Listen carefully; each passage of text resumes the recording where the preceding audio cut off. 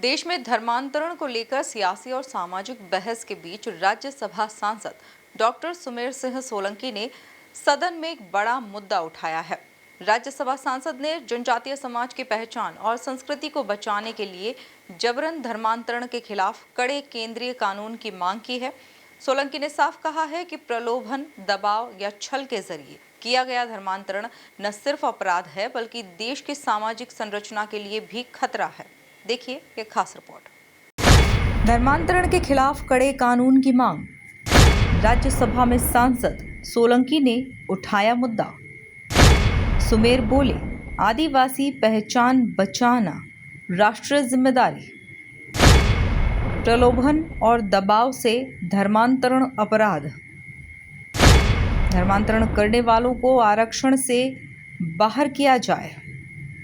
नई दिल्ली में संसद के उच्च सदन राज्यसभा में सांसद डॉक्टर सुमेर सिंह सोलंकी ने जनजातीय समाज से जुड़े एक बेहद संवेदनशील मुद्दे को प्रमुखता से उठाया है। उन्होंने कहा कि संविधान सभी नागरिकों को धार्मिक स्वतंत्रता का अधिकार देता है, लेकिन जब यही स्वतंत्रता छल, बल और प्रलोभन के जरिए प्रभावित होती है तो यह गंभीर चिंता का विषय बन जाती है।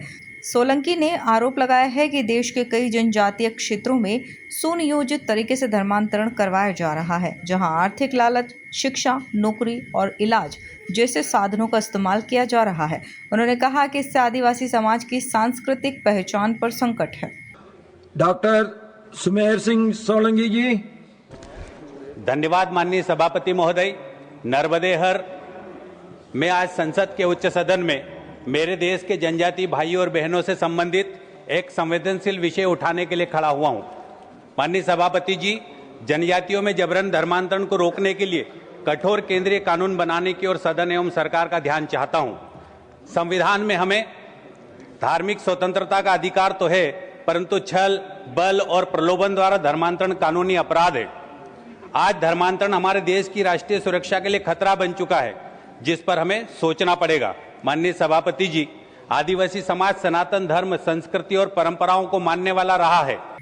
सांसद ने यह भी बताया कि कुछ राज्यों में धर्मांतरण विरोधी कानून मौजूद है, लेकिन पूरे देश में एक समान और सख्त केंद्रीय कानून की जरूरत महसूस की जा रही है। डॉक्टर सोलंकी ने सुझाव दिया कि जबरन धर्मांतरण के मामलों में कड़े दंड का प्रावधान होना चाहिए। साथ ही उन्होंने यह भी मांग रखी कि धर्मांतरण कर चुके लोगों को जनजातीय आरक्षण के दायरे से बाहर किया जाए। उन्होंने संविधान के अनुच्छेद 342 में संशोधन की आवश्यकता पर भी जोर दिया, जिससे जनजातीय समाज के हितों को और अधिक मजबूती मिल सके। लेकिन धर्मांतरण के कारण आज जनजातीय समाज की पहचान खतरे में है, जिसकी हम सबको चिंता करनी चाहिए। सभापति जी, आज छल, बल एवं डरा धमकाकर धर्मांतरण किया जा रहा है। आर्थिक लालच देकर धर्मांतरण किया जा रहा है। नौकरी, इलाज और शिक्षा का लालच देकर नशा, अंधविश्वास, भ्रम फैलाकर धर्मांतरण किया जा रहा है। अशिक्षा और गरीबी का लाभ उठाकर धर्मांतरण किया जा रहा है। शादी विवाह के माध्यम से धर्मांतरण किया जा रहा है। सामूहिक धर्मांतरण किया जा रहा है, जो संगठित अपराध की श्रेणी में आता है। यह खेल कई राज्यों में चल रहा है। माननीय सभापति महोदय, धर्मांतरण से हमारी समृद्ध जनजातीय संस्कृति, परंपराएं, रीति रिवाज, पद्धति, पूजा पद्धति और मेरे आदिवासी भाइयों और बहनों की पहचान धीरे धीरे खत्म करने का षड्यंत्र रचा जा रहा है। गांव में तनाव लगातार बढ़ रहा है। देश के कई हिस्सों से शिकायतें सामने आ रही है। आदिवासी क्षेत्रों में धर्मांतरण के प्रयास लगातार हो रहे हैं।